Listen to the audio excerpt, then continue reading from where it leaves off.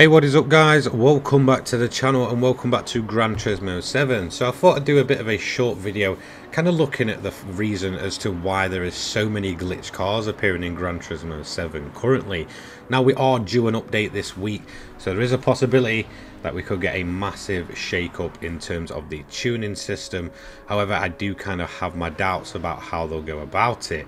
So recently it does seem like we're kind of in a bit of a second renaissance in terms of, you know, all cars, road going cars especially, seem to have a glitched version available to basically run at Tokyo and other events. It's very kind of bizarre as to how it actually works. You know, we seem to have, you know, nearly every day where a car just appears and all of a sudden it can be dropped under 600 pp, putting out some ridiculous horsepower figure from anywhere from 750 to over 950 or to 1,000 brake horsepower even sometimes.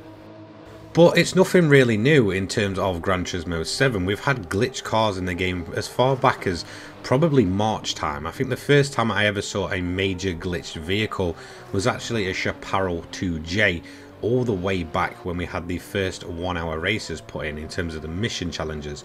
Around that time as well, we also then got the Tomahawk, you know, the good old days of 3 million credits per hour absolutely flying around Tokyo in something ridiculous like 15 minutes at some point. After that was gone, that was basically patched through removing the gear ratio in terms of how it affected the performance points. We then had the second bunch of cars, what I'd really call the glitched vehicles, was the Alpine, the A220 race car, which is still around even to this day. A completely different form though. We had the Nissan GTR engine swap Lancia Delta with its 4-wheel drive and ridiculous top speed, about 230 miles an hour, and the Chevy ZR1, which was the most lethal of the bunch, with its ridiculous toe angle and a top speed of around about 250 miles an hour. Those were kind of the second generation of glitch vehicles.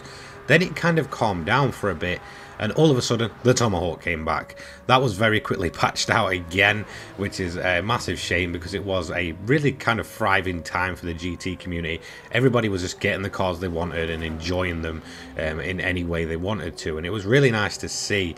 But obviously quickly, you know, as quick as it came in, it kind of left again when PD completely patched it.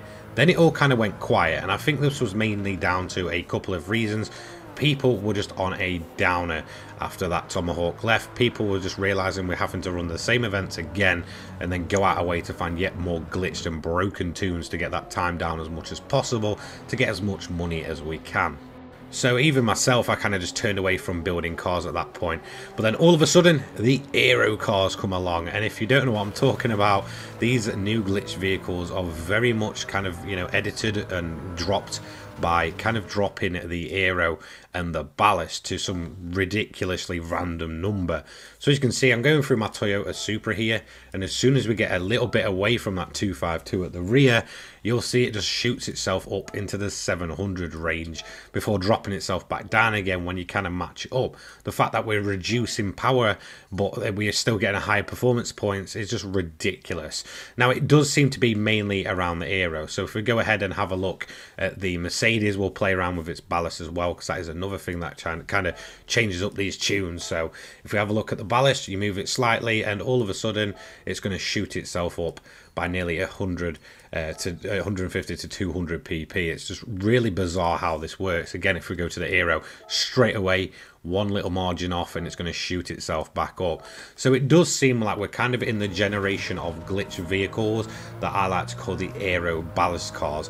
That seems to be the main effect in terms of running these cars, because you'll have maximum upgrades on them, maximum power output, and all it takes is a bit of aero tweaking or a bit of ballast, and all of a sudden you are dropping nearly 200 performance points and keeping the car putting out basically its maximum horsepower. In some cases like the AMG, it's going to be putting out over 1,000 brake horsepower, which is just absolutely bizarre to run in a 600 pp event. And it does seem like we're getting a bunch of them. It's almost every other day we're getting another car running its max performance, and all of a sudden a bit of aero tweaking and it'll drop right under.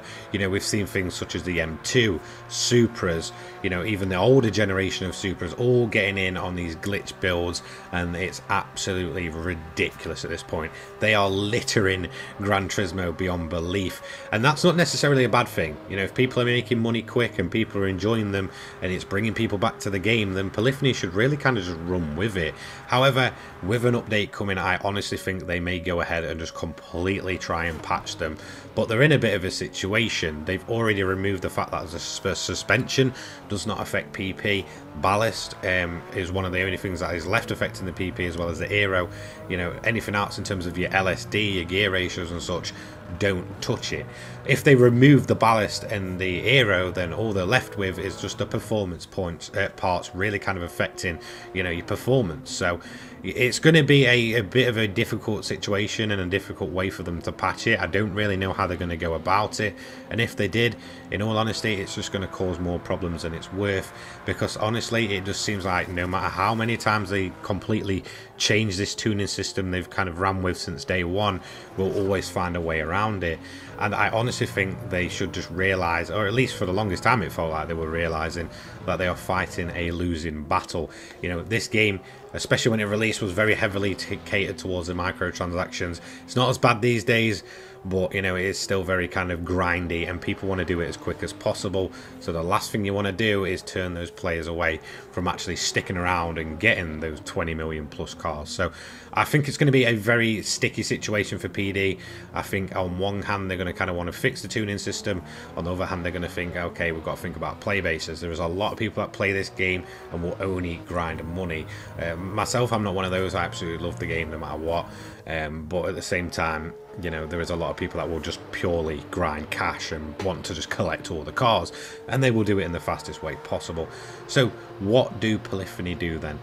I honestly think if they were going to get rid of these cars, they would absolutely have to change the entire tuning system in the game and run with a completely different way of actually tuning cars. So the PP system would be gone in exchange for, you know, a different entire system. But that's a big ask, and I honestly think that they won't do that in terms of GT7. So let me know what you think. Do you think Polyphony should get rid of these cars, or should they just keep them in and realise that players just want to run ridiculous cars? We want to make the most of them, and you know, maybe realise that if they put a different amount of, you know, events in and different places we can run these cars, then glitch cars wouldn't really be too much of an issue.